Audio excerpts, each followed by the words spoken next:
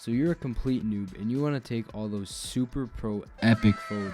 Today I'm going to be showing you the basics of how to use your camera. Even if you're a beginner, you'll still want to learn how to use manual mode if your camera has it.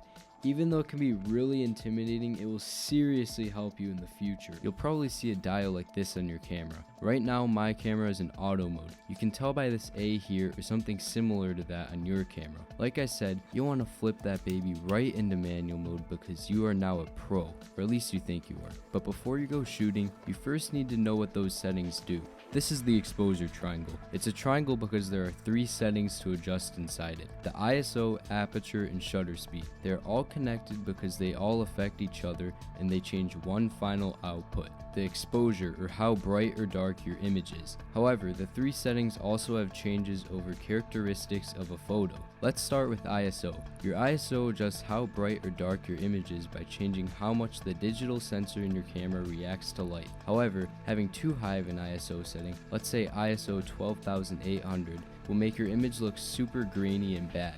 So you generally always want to keep your ISO as low as you can. This setting will obviously change sometimes due to your other settings. Let's talk about shutter speed next. The way this works is your camera has a sensor and a shutter. The shutter opens and closes, sometimes fast, sometimes slow, to let in light. The longer that shutter is open, the more bright your image will be, and vice versa. However, having a shutter open for too long can cause motion blur. This can be good sometimes. Let's say you want to get one of those shots where you can see the streaks of light from cars driving. For this type of shot, you'll want to use a slow shutter speed, probably 5, 10, 20, or even 30 seconds depending on how much blur you want. Now let's say you're taking action shots and you want to freeze that action. For that, you would use a fast shutter speed, something like 1/250th or even as fast as 1/4000th of a second. We have one final setting: the aperture. The aperture is an adjustment of the lens. It adjusts how wide open your lens is. This adjusts how much light is let into your image, but it also adjusts your depth of field, or how much background blur your image has. Let's say you want to get one of those portraits with the super blurry background look.